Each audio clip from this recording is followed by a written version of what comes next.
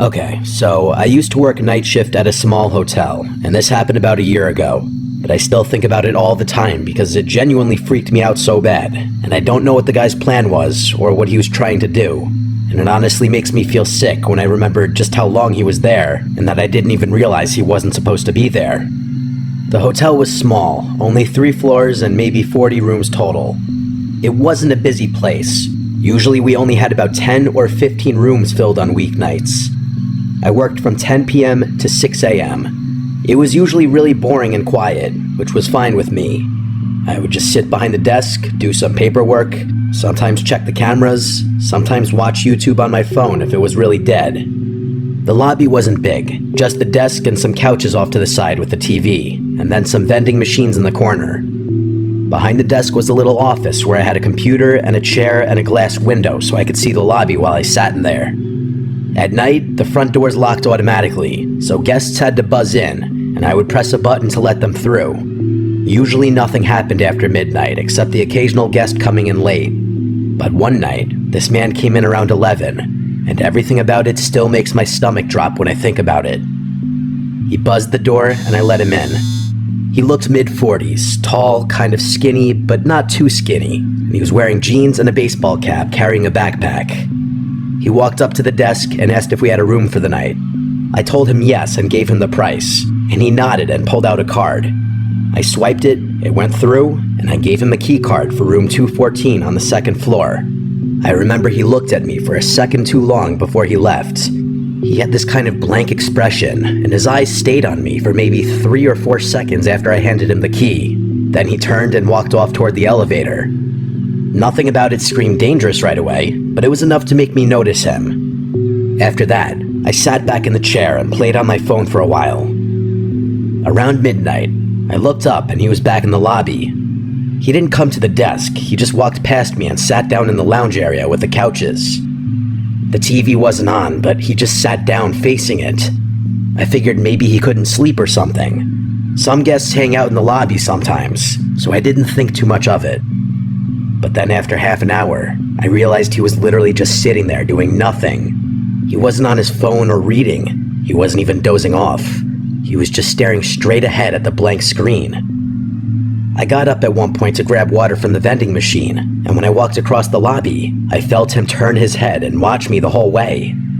I didn't look at him directly, but I could feel his eyes on me until I was back behind the desk. It gave me this really uneasy feeling. Around 1 a.m., I was checking the reservation system on the computer because I was bored, and that's when I noticed something weird.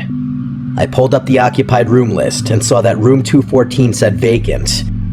I mumbled what the f under my breath and double-checked, because I literally just checked this guy in an hour earlier. I thought maybe I made a mistake, so I looked at the check-in logs, and there was nothing for him. No name, no charge, nothing. Then I went into the transaction screen to make sure his card had gone through earlier, and it showed no payments. I remember feeling confused as hell, because I swore I swiped his card and it beeped like it worked, but there was nothing in the system at all. That's when I picked up the phone and called room 214. It rang like 10 times, but no answer. Then I checked the key card entry log, which tells you if the door to that room was open that night, and it showed nothing. No one had entered the room. That's when I realized he never even went to the room after I gave him the card. I looked over into the lounge, and there he was, still sitting there staring at the TV that wasn't even on. I started to get this awful feeling in my chest. I sat there debating what to do. Part of me thought maybe the system just glitched, but the fact that the room had no entry log and no charge made it pretty clear he wasn't even checked in. I waited another 15 minutes just watching him. Around 1:30, I walked over and asked if everything was okay. He turned his head and looked at me with no expression, and he told me he just couldn't sleep. Then he turned back toward the TV. I nodded and went back behind my desk, but my hands were shaking.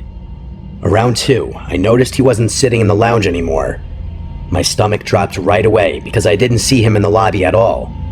I scanned the area, and then I spotted him standing at the end of the hallway by the bathrooms, half hidden in the dark. He was just standing still. I kept glancing up at him, pretending to be on the computer. He stood there for a while, and then slowly walked back and sat in the lounge again like nothing happened. I called my manager at home and explained what was going on. She sounded tired and told me to just keep an eye on him and call the police if he did anything threatening. I remember hanging up and thinking that it already felt threatening, but I didn't know what else to do. I checked the security cameras after that. I saw him on the first floor hallway camera. He walked all the way down the hall, stopped at the end, stood there for several minutes, then walked back. Later, he went into the stairwell and stayed in there for about 10 minutes. I don't know what he was doing in there. Every time I looked up from the computer, he was somewhere else, near the vending machines or by the elevators. Once just standing near the corner of the lobby where the light didn't hit well. He was always staring.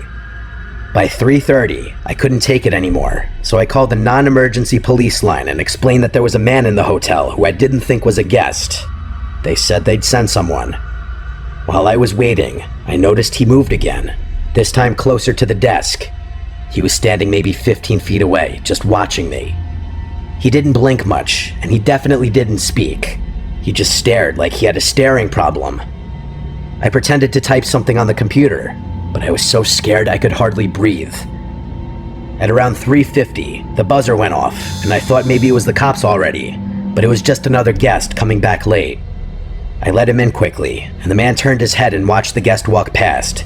I noticed his eyes follow him the whole way across the lobby. That scared me even more, because it was like he was studying him. A few minutes later, the man disappeared again. I checked the cameras and saw him standing outside one of the guest room doors on the first floor, like he was literally just standing there. So that's when I called actual 911. I told them he was outside a guest's room and I didn't know what he was trying to do. They said officers were on the way. I kept my eyes glued on the camera feed, and he just stood at the door for about 3 minutes, then slowly walked back to the lobby. When he came back, he walked right up to the desk this time and leaned over the counter. He looked at me and asked if there was any food. His voice was so low it was disturbing. I told him there were vending machines in the corner. He gave a small smile, then walked away. I just sat there staring at the clock, begging the cops to get there. Finally, around 4:10, 2 officers showed up. I let them in and pointed right at him. He was back in the lounge, sitting down. They walked over and talked to him for a few minutes. They asked for his ID and asked him questions I couldn't hear. Then they walked him out. One of the officers came back and explained that the guy wasn't a guest at all. The credit card he gave me was stolen, and he had no bags or reservation. He had just been pretending so he could get access to the building. They charged him with trespassing and the stolen card.